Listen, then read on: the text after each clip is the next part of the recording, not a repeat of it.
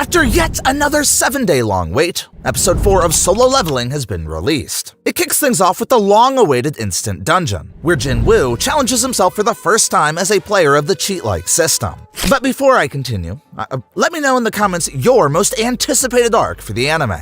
I'll start. Mine is currently the Jeju Island raid arc, because of obvious reasons. Also, don't forget to like and subscribe to my channel so you don't miss out on more Solo Leveling content. Now, I might be nitpicking, but the punch in this scene right here looked kind of off to me, especially if you consider that this is supposed to be a shonen anime. That particular punch didn't look too good. I mean, even the manhwa drew a better punch than what the anime showed us, so I was really underwhelmed when we were given that lackluster punch. And I know it might be because I'm spoiled and used to really detailed and sweet hits like this, so this one in episode 4 just felt meh. What I did love was the inventory. The inventory intro was sick. Finally, I got to see how the inventory looks, how the inventory interacts. I don't know the exact word I'm looking for, but seeing the inventory come to life with all the lightning, electricity, or whatever that was, felt really good to watch. If you're not a real fan of the manhwa,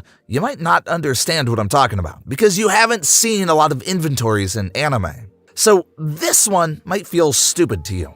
But those hardcore Solo Leveling fans who get what I mean, get it. Alright, so in this scene a change was made, and that is when Jinwoo fought the first Steel Fang Raken wolf monster. He killed it using Mr. Kim's sword, and as you can see, he cleaved its head right into two.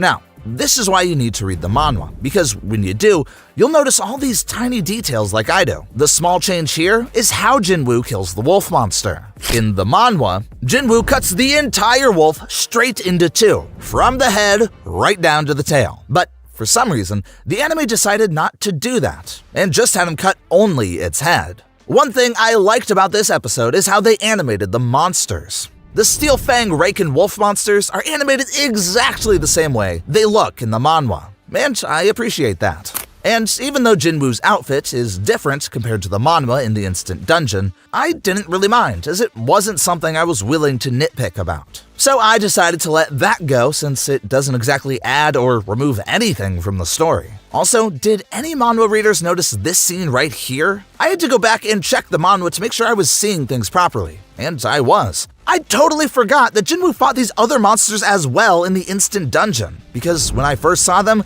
I initially thought the anime was introducing new monsters. But nope, they were there in chapter 15 of the manhwa. Another thing I noticed about the anime, this is going to be a little spoiler, so skip this part if you don't want to hear it, but if you've already read the manhwa, this shouldn't be anything new for you. I noticed the anime is kinda leading people to believe that healer Lee Joo-hee is somewhat of an important character, especially when you consider the fact that she clearly has feelings for Jinwoo. I don't know if it's just me, but she reminds me a lot of Inoue Orihime from Bleach, with the same orange hair and healing powers. But unlike Orihime, who ends up with Ichigo, which still annoys me to this day, Joo-hee doesn't end up with Jinwoo. But the anime kind of feels like it's leading people to think that way.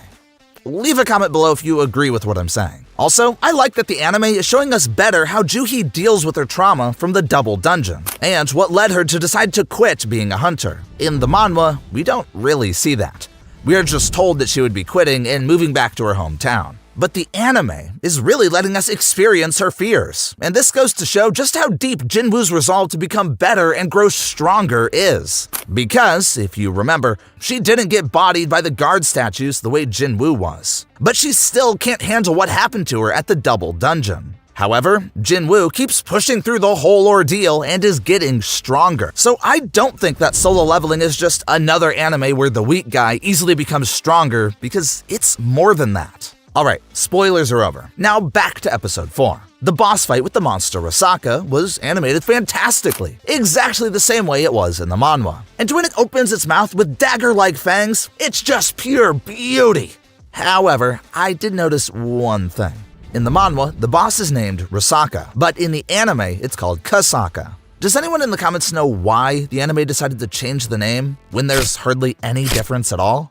Moving on. In the manhwa, the boss monster fight with Rasaka felt somewhat easy for Jinwoo. The entire thing was over in just one chapter, and I think this was one of the things that contributed to making people feel that Solo Leveling was mediocre at best. And I can't exactly blame them for this. It's simply because the manhwa never really allowed us to see Jinwoo truly suffer. He only suffered for a bit at the beginning, then he leveled up really quickly. Also, the manhwa didn't help matters by making other hunters pretty much useless. It didn't matter how strong they were initially introduced to us.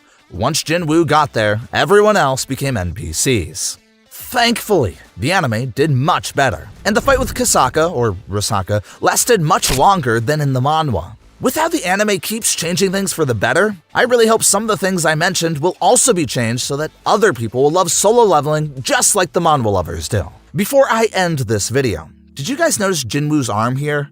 I don't know why, but seeing him all jacked up after destroying this boss golem from the breakout dungeon gives me a good laugh.